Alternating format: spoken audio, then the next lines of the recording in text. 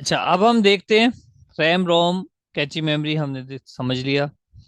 हम देखेंगे कि type of memory, sorry type of computer कौन सी है जी।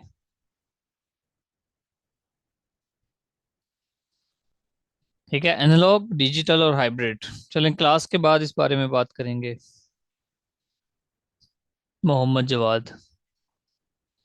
एनालॉग, डिजिटल और हाइब्रिड कंप्यूटर। एनालॉग और डिजिटल को मिला दें तो हाइब्रिड है। पहली बात तो ये है, सिंपल सी। तो हमने समझना क्या है, एनालॉग कौन से होते हैं और डिजिटल कौन से। डिजिटल मतलब जिसमें डिजिट्स, जो डिजिट्स पे काम करते हैं। जैसे जिस तरह आप पेट्रोल पंप पे जाते हो तो वहां पे आप क्या देखते हो, हाँ भाई 2 लीटर पेट्रोल आ गया। ठीक है, ये 2.5 लीटर पेट्रोल है। या आप उस पर देखते हो कि कितने पैसे लिखे हैं जी, आप कहते हो कि जी मुझे 570 रुपीज का पेट्रोल डाल दो, तो वो 570 रुपीज लिखता है, ऊपर आपको शो हो जाते हैं। तो ये डिजिट्स में काम कर रहा है। जबकि एनालॉग क्या होता है, एनालॉग डिजिट्स पे काम नहीं करते। फॉर एग्जांपल, अब वो जो मैंने पेट्रोल पंप के यूनिट की एग्जांपल दी, वो भी कंप्यूटर है, वो डिजिटल है। आप अपनी घड़ी पे टाइम देखते हो 8:30 है, जो डिजिट्स में हो तो वो डिजिटल कंप्यूटर एक्चुअल में।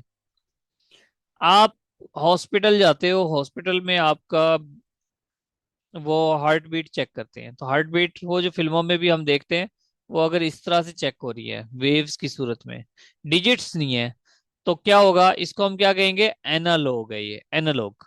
एनालॉग यानी कि वेव्स की फॉर्म में या नॉन डिजिटल सिग्नल्स की बेस पे वो आपको डाटा प्रोवाइड करते हैं, उसको एनालॉग कहते हैं।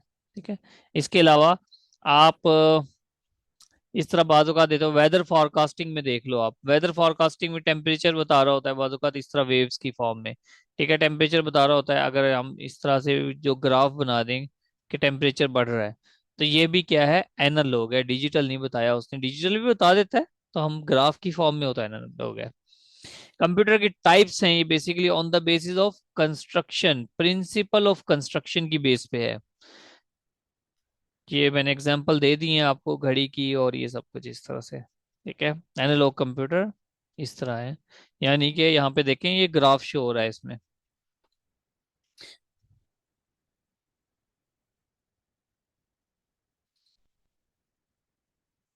ये ग्राफ शो हो रहा है। ठीक है, इसकी एग्जांपल क्या है, ओसिलोस्कोप यानी कि स्पीड मालूम करने का आला है, टेलीफोन लाइंस हैं, स्पीडोमीटर है, स्पीडोमीटर जो गाड़ी में लगा होता है। ओसिलोस्कोप ये भी होता है किस मकसद के लिए, वेव्स वगैरह, इलेक्ट्रिकल सिग्नल के लिए, सॉरी इलेक्ट्रिकल सिग्नल्स वगैरह के लिए होता है ये ओसिलोस्कोप, स्पीडोमीटर। ये क्या कर रहे हैं, स्पीड बता रहे हैं। अब स्पीड तो देखें, ये वेव्स बना रही है एक्चुअल में, ये जो नीडल है ना, ये वेव बना रही है। नीचे नंबर्स हमने वैसे लिख दिए हैं, नंबर्स तो हमने हार्ड फॉर्म में वैसे लिखे हैं ना। इसी तरह ओसिलोस्कोप देखें, ये किस तरह से, ये क्या बता, वेव्स की फॉर्म में डाटा शो करता है ओसिलोस्कोप। तो ये वेव्स की फॉर्म में हो, कंटिन्यूस सिग्नल्स की फॉर्म में हो, कंटिन्यूस सिग्नल होते हैं इसमें। एनालॉग में कंटिन्यूस सिग्नल है। ठीक है, कंटिन्यूस सिग्नल किस तरह से, ऐसे, ये ऊपर कंटिन्यूस सिग्नल है, चाहे कम है चाहे ज्यादा है, अलग बात है, ये कंटिन्यूस सिग्नल है। जबकि उसमें होते हैं डिस्क्रीट सिग्नल, आए गए, ये डिस्क्रीट सिग्नल है। किसमें बोला, डिजिटल में। तो आपने जब भी वोल्टेज, प्रेशर, टेम्परेचर, स्पीड वगैरह मालूम करनी है, तो एनालॉग की जरूरत पड़ती है। हाँ जी, क्वेश्चन देखें, analog computer works on the supply of, कौन सी सप्लाई चाहिए इनको, फिजिकल स्ट्रेंथ ज्यादा हो, मैग्नेटिक स्ट्रेंथ ज्यादा हो, कंटिन्यूअस इलेक्ट्रिकल सिग्नल्स हो, या नेचुरल स्ट्रेंथ हो जी।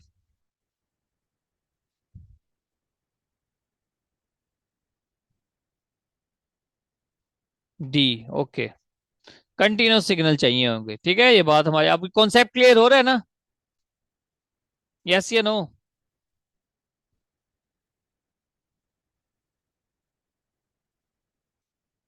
ओके, हाँ मुझे साथ साथ पता लगता रहे तो। अच्छा, ये है जी कंटिन्यूअस इलेक्ट्रिकल सिग्नल। अब आते हैं हम एनालॉग पे, वही सिग्नल। डिजिटल में इस तरह के सिग्नल होते हैं, ये डिस्क्रीट है। ये हमने वैसे आरजी लाइनें बनाई हुई हैं अपने समझने के लिए, अदरवाइज डिस्क्रीट है ये कुछ स्पेसिस हैं यहाँ पे। हाइब्रिड में दोनों मिल जाते हैं। दोबारा से देखते हैं डिजिटल कंप्यूटर, वो जो इसका यूनिट बना हुआ है पेट्रोल का, या हमारी घड़ी है डिजिटल क्लॉक की सूरत में, स्पीडोमीटर है, या हमारा कैलकुलेटर है, वो भी एक तरह का कंप्यूटर है। ठीक है, एनालॉग और डिजिटल कंप्यूटर में क्या है जी सिमिलैरिटी या difference? A computer, analog computer की बात हो रही है, जिसमें कंटिन्यूअस सिग्नल्स चाहिए हो तो एनालॉग है, डिस्क्रीट सिग्नल्स चाहिए हो तो वो डिजिटल है। डिजिटल में क्या होता है? 0 1 0 1 0 1 0 1 की फॉर्म में। वन का मतलब सिग्नल है और जीरो का मतलब कोई सिग्नल नहीं है, तो इस तरह से डिस्क्रीट हो जाता है। हाइब्रिड कंप्यूटर, जिस जो मिक्सचर होता है डिजिटल का और एनालॉग का। इससे क्या होता है? एक्यूरेसी बढ़ती है, स्पीड बढ़ती है, डेटा प्रोसेसिंग बेहतर होती है। ठीक है, हाइब्रिड कंप्यूटर में ये फायदा है इनका। हमारे जो लैपटॉप हैं, हमारे लैपटॉप पे टाइम भी शो होता है, और हमारे लैपटॉप पे मोबाइल की बात कर लें उसमें टाइम भी शो होता है डिजिटल फॉर्म में भी। कॉन्टेक्ट्स नंबर्स मिलाते हैं, इसके अलावा आपकी हार्ट बीट भी मालूम कर लेता है आपका मोबाइल। ठीक है, सेंसर लगे होते हैं, वेदर फॉरकास्टिंग भी कर लेता है, टेम्परेचर भी सेंस कर लेता है। जो फंक्शंस ऐड कर दो मर्जी, तो हाइब्रिड बन जाते हैं वो। एबीसी कंप्यूटर, एबीसी कंप्यूटर क्या है जी, कोई बताएगा? स्पेसिफिक पर्पस है, जनरल पर्पस है, या बोथ ए एंड बी है?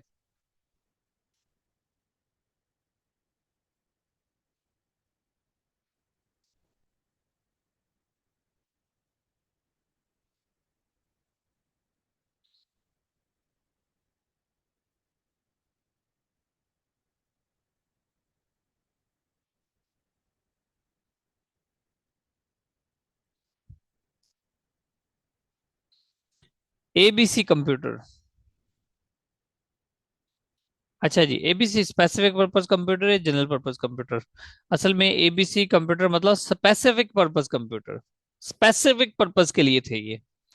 देखो, किसी ने कहा सी, सी तो हो ही नहीं सकता, या तो कोई काम, या तो ये स्पेसिफिक होंगे या फिर जनरल होंगे।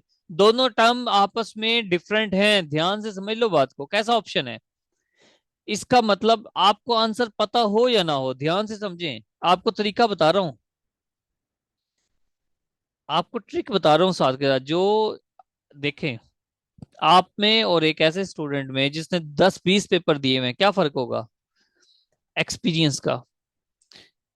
आप में से जिस स्टूडेंट ने कहा है मुझे नहीं इसका आंसर आता, देखो ध्यान से समझो, मुझे इसका आंसर नहीं आता, लेकिन मैं ये समझता हूं कि यार नन ऑफ दीज तो होगा नहीं, क्योंकि अमूमन होता नहीं है, इसको काट देता हूं मैं। अब मैं देखता हूं क्या इसका आंसर सी हो सकता है, ध्यान से समझो, मैं देखता हूं या तो ये स्पेसिफिक है या जनरल है। स्पेसिफिक और जनरल दोनों एक दूसरे के एंटोनिम्स हैं, या अगर कोई चीज स्पेसिफिक है तो जनरल नहीं हो सकती, तो इसका मतलब मेरा ये जो सी वाला ऑप्शन है ये भी नहीं हो सकता। अब मैंने चार में से दो नहीं चूज करने, अब मैंने 50 50% हो गया हूं, या तो इसका आंसर ए होगा या बी होगा। यानी कि अब मेरे पास 25% चांस नहीं है, मेरे पास हो गए 50 50%, या तो मैं 50% सही भी लगा सकता हूँ, 50% अब मैं रिस्क ले सकता हूँ इसका।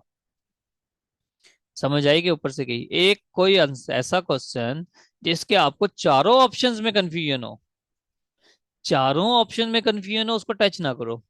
लेकिन अगर इस तरह से निकाल निकाल के आप अंदर तक पहुंच गए कि भाई दो ऑप्शन में कोई एक है, फिर रिस्क लेना, अदरवाइज ना लेना। उस सूरत में जब नेगेटिव मार्किंग हो, यानी कि पीपीएससी के पेपर में सब नहीं लगाते हम, जो स्टूडेंट पीपीएससी के एक्सपर्ट हैं उनको इस चीज से ध्यान से देखेंगे, ठीक है? इस तरह से आपने कोशिश करनी है। अभी एफआईए में नहीं करना, एफआईए में तो सारे लगाने हैं क्योंकि नेगेटिव मार्किंग नहीं होगी।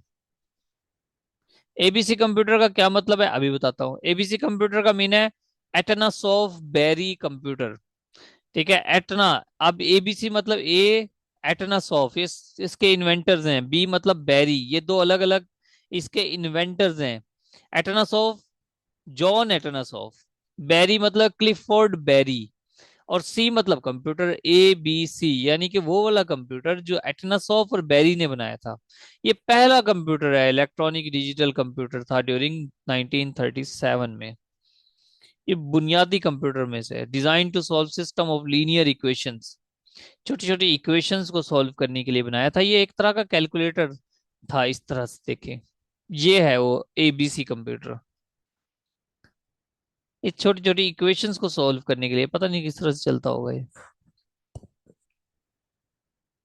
ठीक है, all the modern computers operate on, किस पे ऑपरेट करते हैं, डाटा पे। डाटा पे ऑपरेट करते हैं जी तमाम कंप्यूटर्स, कैसे। अब इंफॉर्मेशन और डाटा में यहाँ पे क्या फर्क है, देखो। ये डाटा जो भी हम कंप्यूटर को कमांड देते हैं वो है इंफॉर्मेशन, कंप्यूटर के लिए इंफॉर्मेशन है। तो कंप्यूटर उसको किस में करता है, डाटा में। तो ये डाटा पे चलता है, डाटा मतलब उसकी अपनी लैंग्वेज है। 010111000011 टू, टू टू नहीं सॉरी 1 01 पे रहेगा। ये कंप्यूटर का डाटा है, तो कंप्यूटर इस पे काम करता है, इस पे चलता है। इंफॉर्मेशन वो होती है जो हम उसको दे रहे हैं, लेकिन वो उसको कन्वर्ट करके जो रनिंग करनी है वो उसने डाटा की बेस पे करनी है। ठीक है।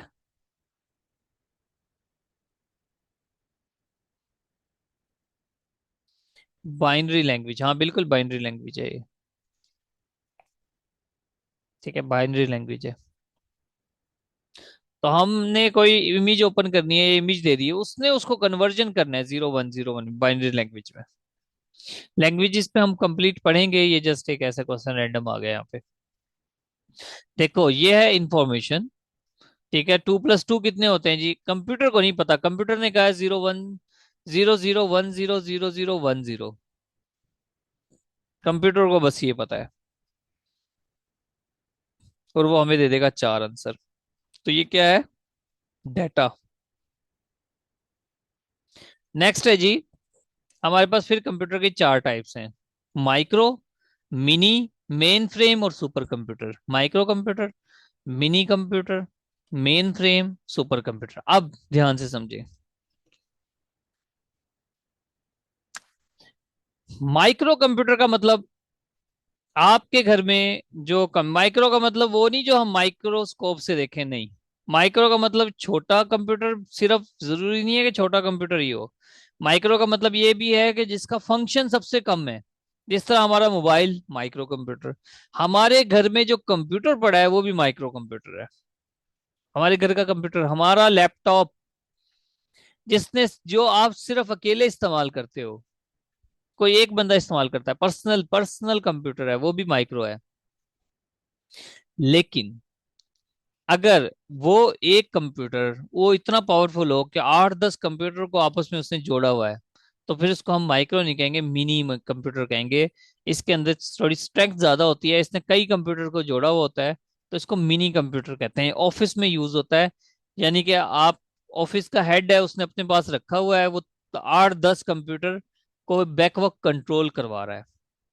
तो जब वो बैक वक्त वो तमाम कंप्यूटर्स को कमांड दे सकता है, उसको होल्ड कर सकता है, उनकी स्क्रीन को देख सकता है, तो वो मिनी कंप्यूटर है। मेन फ्रेम कंप्यूटर और सुपर कंप्यूटर में क्या फर्क है, सुपर कंप्यूटर का मतलब है, चलो आगे देखते हैं ये, आपको उसमें नजर आ जाएगा। यहां से देखें, मिनी कंप्यूटर और माइक्रो, ये आपको साइज में एक जैसे लग रहे हैं, लेकिन माइक्रो वो जो आपके पर्सनल यूज के लिए है, मिनी वो जो आपका पर्सनल नहीं है, ऑफिशियल यूज के लिए है। सुपर कंप्यूटर और मेन फ्रेम कंप्यूटर दोनों बड़े बड़े कंप्यूटर होते हैं, बड़े बड़े कंप्यूटर। ठीक है, लेकिन मेन फ्रेम कंप्यूटर में बहुत सारा डाटा आता है, और सुपर कंप्यूटर ने कोई एक स्पेसिफिक फंक्शन देना होता है। आगे इसका मजीद डिफरेंस देखेंगे, साथ के साथ बताता जा रहा हूँ।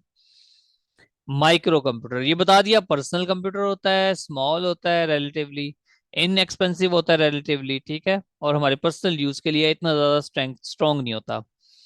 एक आपका डेस्कटॉप कंप्यूटर, आपके मोबाइल फोन, आपके टैबलेट, मॉडर्न डिवाइसेस वगैरह, पॉकेट कैलकुलेटर, ये सारे माइक्रो कंप्यूटर हैं।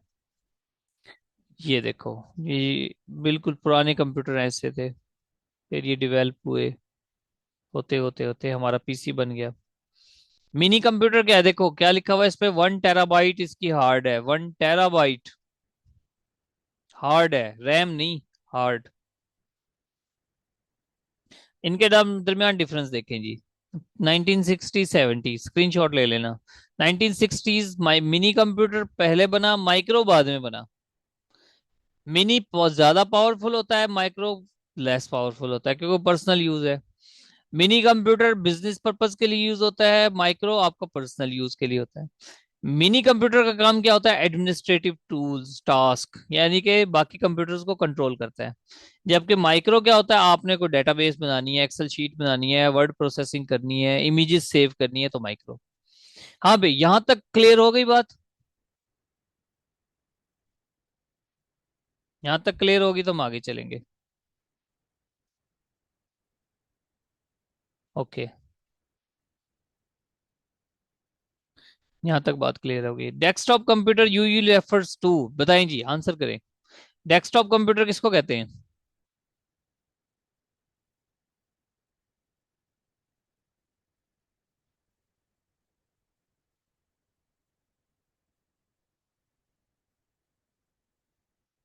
ए।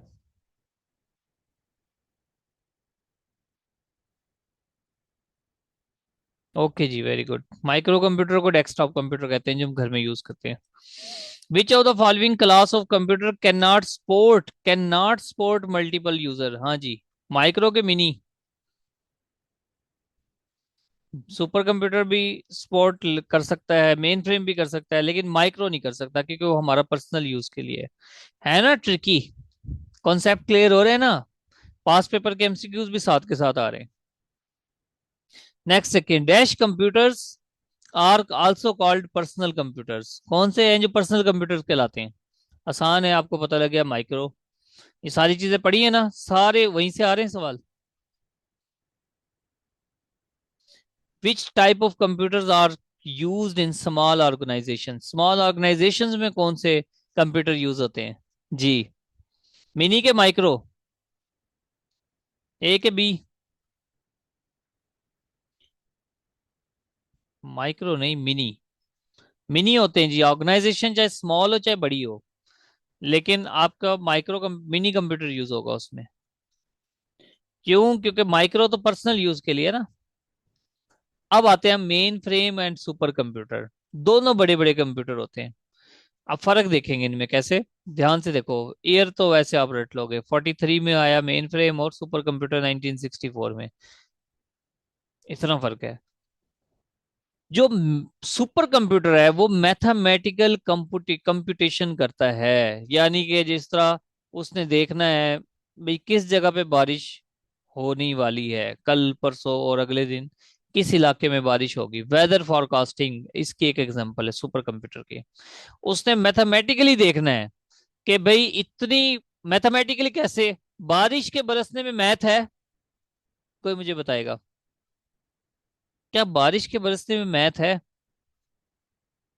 ये सारी फिजिक्स है। क्या मैथ है बारिश के बरसने में?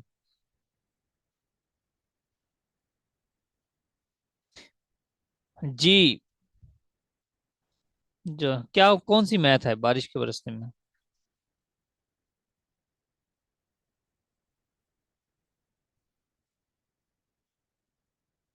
देखो, आप डेंसिटी मेजर करोगे, आप सैचुरेशन मेजर करते हो, कितने परसेंटेज है वाटर की, वाटर कंसंट्रेशन कितनी है, वाटर कितना है अभी, मतलब अगर हम वाटर सेचुरेशन देखते हैं ना हवा में, तो उस हिसाब से हम मैथमेटिकल कंप्यूटेशन करते हैं कि इतनी सेचुरेशन पे बारिश होती है, तो अब इतनी सेचुरेशन हो चुकी है तो बारिश होनी चाहिए। ह्यूमिडिटी एग्जैक्टली कितने परसेंट है उसको देख के होती है। जबकि मेन फ्रेम कंप्यूटर क्या होता है? लार्ज डेटाबेस है। आप में से किसी ने वर्ड यूज किया हुआ था? क्या यूज किया हुआ था बोला? डेटाबेस बनाने के लिए सर्वर है। एग्जैक्टली तो ये जनाब सर्वर होता है। आप मोबाइल पे जो पिक्चर खींचते हो अपने हार्ड ड्राइव में सेव कर लेते हो, वो कहाँ पे जाती है? Hard drive. हार्ड ड्राइव से कहाँ पे चली जाती है वो डेटाबेसेस में तो जाती है। आप किसी को ईमेल करते हो या आपने मोबाइल पर मैसेजेस किए हुए हैं, आप एक मोबाइल से दूसरे मोबाइल को चेंज करते हो, आपके मैसेजेस आपके ग्रुप वगैरह आ जाते हैं वापस। कैसे आ जाते हैं? वो डेटाबेस में जाके सेव होते हैं। वो यही मेन फ्रेम कंप्यूटर में। अब एक मेन फ्रेम कंप्यूटर है जो कि अमेरिका में है, लेकिन हर कंट्री का अपना भी मेन फ्रेम कंप्यूटर होता है। हर कंट्री का अपना भी मेन फ्रेम कंप्यूटर होता है, तो आपके डाटा वहां पर सेव हो रहे होते हैं। आपके मोबाइल से डाटा डिलीट हो गया, तमाम पिक्चर्स डिलीट हो गई, तो वो पिक्चर रिकवर हो जाती हैं। कैसे? मेन फ्रेम कंप्यूटर की वजह से। तो ये सर्वर की तरह लाइक काम करता है। ठीक है, जबकि जो आपका सुपर कंप्यूटर है ये क्लाइमेट वेदर फॉरकास्टिंग वगैरह को देखता है। फिर main frame computer less strong होता है, स्ट्रांग इतना नहीं होता। सुपर कंप्यूटर ज्यादा स्ट्रांग है और एक्सपेंसिव भी ज्यादा है, याद रखना। ये ज्यादा स्ट्रांग इस तरह है क्योंकि इसने एक ही पे काम करना है और उसको कंप्लीट करना है। Main frame computer just data store किए जा रहा है, उसकी स्ट्रेंथ उस हिसाब से नहीं है। सुपर कंप्यूटर इसीलिए तो सुपर है क्योंकि इसकी स्ट्रेंथ ज्यादा है। इसने फॉरकास्टिंग करनी है, एक हर चीज का एक कंप्लीट डिटेल रखनी है।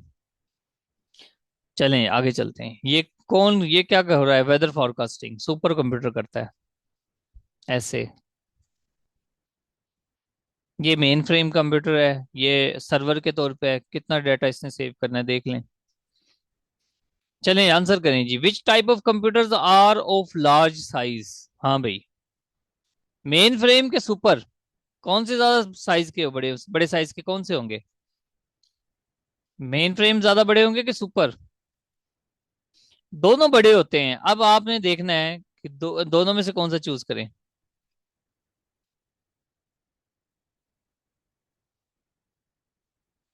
सुपर सुपर सुपर, आपने पीछे पिक्चर्स देख ली ना, सुपर कंप्यूटर ज्यादा बड़े होते हैं। नहीं, दोबारा पिक्चर्स देखें। ये देखें, ये मेन फ्रेम है। ये मेन फ्रेम भी बहुत बड़े बड़े होते हैं, मेन फ्रेम कंप्यूटर ज्यादा बड़े होते हैं। सुपर कंप्यूटर भी बड़े होते हैं लेकिन इतने बड़े नहीं होते। एक पिक्चर में आपने मेन फ्रेम थोड़ा सा छोटा देखा कंप्यूटर, लेकिन ये बहुत बड़े होते हैं। हाँ जी, मेन फ्रेम कंप्यूटर ज्यादा बड़े होते हैं। ठीक है, नेक्स्ट देखें। ये कौन आंसर करेगा? What is the main difference between a main frame and a super computer? अब आपको अगर कॉन्सेप्ट क्लियर हो गया ना, तो आप राइट आंसर बता दोगे। मेन डिफरेंस बताएं बिटवीन अ मेन फ्रेम और सुपर कंप्यूटर के दरमियान, मेन डिफरेंस बताएं। चलें, आपके पास 1 मिनट है, आप चारों ऑप्शंस पढ़ें। 1 से 2 मिनट है आपके दरमियान, ध्यान से पढ़ें। जिनके पास मोबाइल है वो जूम कर सकते हैं, जूम करोगे तो आपको क्लियर हो जाएगा। ध्यान से पढ़कर आंसर करें। चलो मैं ऑप्शन बताता हूँ। सुपर कंप्यूटर ज्यादा लार्ज, सुपर कंप्यूटर लार्जर है देन मेन फ्रेम। ये तो नहीं है आंसर, क्योंकि सुपर कंप्यूटर का हमने पढ़ा कि भाई नहीं, मेन फ्रेम ज्यादा बड़ा होता है, तो ये आंसर नहीं है। सुपर कंप्यूटर स्मॉलर है। अब देखो, क्या नहीं, ऐसा नहीं है। अगर पहले वाला क्लियर हो गया तो ये वाला भी मच स्मॉलर है। नहीं, मच स्मॉलर नहीं है, स्मॉलर है सही लेकिन मच स्मॉलर नहीं है, ये भी काट दो। Super computer focus to execute few programs. Super computer चंद एक प्रोग्राम्स को देखता है एज फास्ट एज पॉसिबल, ठीक है। While the main frame use its power to execute many programs. Very, ये बस ये आंसर ठीक है।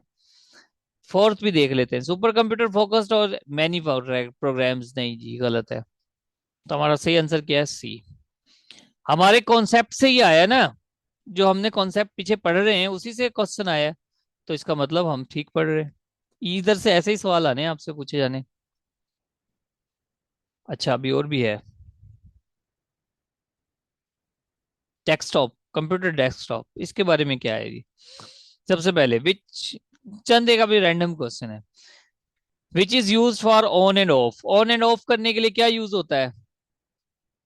स्विच। स्विच यूज होता है ना, बटन यूज होता है। स्विच दबाओगे तो ऑन हो जाएगा, प्रेस करोगे दोबारा तो ऑफ हो जाएगा। तो ये आसान है। On end of power button is typically located at, कहां पर लोकेट होता है? फ्रंट पे, टॉप पे, साइड पे? वैसे तो फ्रंट पे, फ्रंट पे तो नहीं होता, टॉप पे भी नहीं होता, बैक ऑफ द डिवाइस भी नहीं हो सकता, तो साइड पे होता है।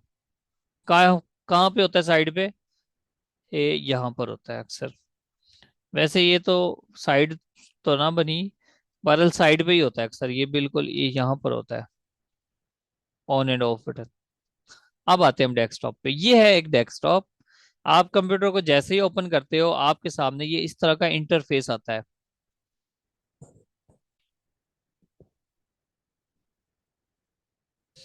ठीक है, इस तरह का इंटरफेस आता है। यहाँ पर आपको सबसे पहले हम यही देख लेते हैं, ये टोकरी बनी हुई है जी, डस्टबीन है, ये रिसाइकल बीन है।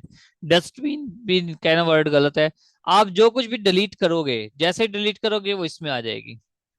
और इसमें आने के बाद अगर आपको लगता है कि भाई नहीं, ये मैंने गलत किया, डिलीट नहीं करना चाहिए था, आप इसको ओपन करो तो आप इसे रीस्टोर भी कर सकते हो। ये इसकी खास बात है। अच्छा, फिर एक विंडो का बटन है यहाँ पर, ये विंडोज जिसको स्टार्ट बटन कहते हैं।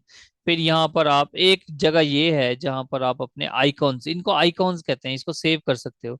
ये टास्क बार है। इसके अलावा यहाँ पे सिस्टम ट्रे है, यहाँ पर डेट वगैरह लिखी हुई है, आपका वॉल्यूम, नेट, बैटरी वगैरह सब चीजें यहाँ पर शो हो रही हैं। ये आपका डेस्कटॉप है। ठीक है, इस तरह से इशू। जैसे विंडो बटन ओपन करोगे, विंडो बटन प्रेस करोगे, आपके साथ बहुत सारी डिटेल आ जाएगी। ये आइकॉन्स हैं, डिफरेंट किस्म के आइकॉन्स हैं, इनको आइकॉन्स कहते हैं, ये भी पता होना चाहिए। यहाँ पर एक बटन है शटडाउन का। ठीक है, शटडाउन का बटन है, इसको प्रेस करो तो इसमें स्लीप, रीस्टार्ट, स्विच यूजर या शट डाउन का ऑप्शन भी होता है यहाँ पर। कहाँ से आ रहा है? विंडो बटन में, विंडो बटन से आ रहा है। क्लियर होगी बात? विंडो बटन कहाँ पे है? टास्क बार में। अब इसको मजीद डिवाइड किया गया। सबसे पहले तो जो कुछ आपको नजर आ रहा है ये सारा डेस्कटॉप है, ये वाला। ठीक है, जो आपको तीर का निशान नजर आ रहा है वो होता है माउस पॉइंटर। जो आपको स्टार्ट बटन ओपन करोगे तो स्टार्ट मेन्यू निकल आता है। जो कुछ भी इस तरह से काफी मतलब डिटेल में कोई चीज आ जाए तो उसको स्टार्ट मेन्यू कहते हैं। ये डेस्कटॉप के आइकॉन्स हैं, ये सारे आइकॉन्स हैं। ठीक है, नीचे ये 7 स्टार्ट बटन है, ये नीचे टास्क बार है, ये पूरी पट्टी टास्क बार कहलाती है, ये भी बता दिया पहले। और इस पर जो कुछ भी होगा उसको टास्क बार आइकन्स कहेंगे। फिर नोटिफिकेशन एरिया है, यहाँ पर नोटिफिकेशन दिए जाते हैं, डेट एंड टाइम भी है। ठीक है जी, ये थोड़ा कॉन्सेप्ट भी साथ साथ पढ़ें और देखें कि क्वेश्चन किस तरह से आए हैं। कर्सर क्या है जी? कर्सर एक पॉइंटिंग डिवाइस है। कर्सर क्या है? एक पॉइंटिंग डिवाइस है। ये पॉइंटिंग डिवाइस है, आपका माउस, आपका ये पेन स्टाइलस, ठीक है, ट्रैक वॉल है, कुछ भी है, ये सारे पॉइंटिंग डिवाइसेस हैं। और ये एक तरफ बाहर होते हैं, अंदर इसका क्या होता है? Cursor. If one dash a program it is hidden on the task bar. Task bar में कब कोई प्रोग्राम आता है? मिसाल के तौर पे आपने एमएस वर्ड की फाइल खोली हुई है, आप उसको कर देते हो मिनिमाइज। जब आप उसको मिनिमाइज करोगे, 3 तरह के साइन होते हैं। एक होता है इस तरह का माइनस का, एक होता है क्रॉस का, रेड क्रॉस का, एक होता है इस तरह से गोल, ये वाला। तो आप जब इसको मिनिमाइज करोगे, ये मिनिमाइज का है, मिनिमाइज करोगे तो वो टास्क बार में चला जाएगा। कॉन्सेप्चुअल क्लैरिटी हो यहाँ पर, आपको कॉन्सेप्ट क्लियर होनी चाहिए। प्रोग्राम को जैसे ही मिनिमाइज करते हैं वो टास्क बार में चला जाता है, वहां से ओपन करोगे, दोबारा प्रेस करोगे तो खुलेगा। उसके बाद डिलीटेड आइटम कहाँ पे जाते हैं? बताएगा कोई? आइटम को डिलीट करें तो बी में, वेरी गुड, शाबाश, रिसाइकल बीन। फिर रिसेंटली डिलीटेड आइटम्स कहां पर जाएंगे? रिसाइकल बीन में। इस तरह से भी सवाल आ जाता है। What is the function of recycle been? इस तरह से भी सवाल आ जाता है। रिसाइकल बीन का क्या फंक्शन है? Store deleted file, deleted file को स्टोर कर सकता है। याद रखना कि यहां से फाइल रीस्टोर हो सकती है। ये भी, ये सवाल, ये अब मैंने इसमें ऐड नहीं किया, लेकिन ये सवाल आ सकता है कि क्या रिसाइकल बीन से फाइल वापस जा सकती है मेन मेमोरी में? तो आप कहोगे यस, ये जा सकती है। Which of the following shortcut key is used to close tab on browser? Browse यानी कि आप गूगल पर खोलते हो कोई टैब, तो टैब ओपन करनी है तो फिर आप यूज टू क्लोज, क्लोज करने के लिए कौन सी शॉर्ट की है? Control plus W. W mean, मतलब कंट्रोल प्लस डब्ल्यू प्रेस करेंगे टैब ओपन हो जाएगी। अगर टैब को, सॉरी, क्लोज हो जाएगी। अगर ओपन करना हो तो कंट्रोल टी प्रेस करोगे। अब यहां से देखें, एबीसी में टी के बाद डब्ल्यू आता है, ठीक है, टी के बाद डब्ल्यू आता है, T W X Y Z, इसी तरह है ना। तो पहले ओपन होगी फिर क्लोज होगी, ये याद रख लें। तो पहले ओपन होगी तो कंट्रोल टी। अब टी को टैब के ओपन होने से जोड़ना है तो जोड़ लो किसी तरह से। अब ध्यान से देखें, मैं आपको बताता हूँ, अभी अभी रिसेंटली एक बात बनी है। आप सो के उठते हो, आपकी आंख कब खुलेगी? जब आप टी पियोगे, चाय पियोगे, तो आपकी आंख खुलेगी ना। तो एटलीस्ट इस ओपन होकर, ओपन के साथ इसको आंखों के साथ जोड़ दो कि कंट्रोल टी है। अब वहां पर फिर मसला क्या आएगा? Alt T, control T, shift T, इस तरह के ऑप्शन होंगे। तो फिर आपने उस टी टी के तो समझ आ गई कि ओपन होगा। फिर इसने आपने पेट्रोल के साथ भी जोड़नी है बात। पेट्रोल के साथ भी जोड़ो, सिर्फ टी काफी नहीं रहेगा। इस तरह से ये शॉर्ट कीज याद होगी। खैर, the date and time display कहाँ पर होता है? सिस्टम ट्रे पे। मैंने बताया आपको, मुझे नीचे से जहाँ लगा होता है सिस्टम ट्रे, नोटिफिकेशन एरिया भी उसको कहते हैं, जहाँ पर डेट एंड टाइम वगैरह शो हो रहे होते हैं। ये वाला है सिस्टम ट्रे।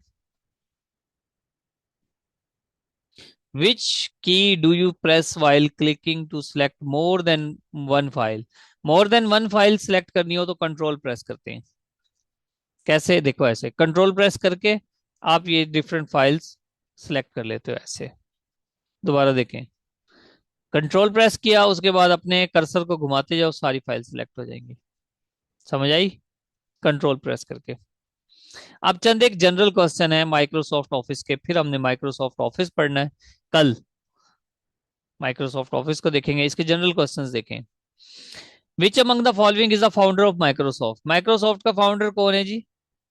को बताएगा?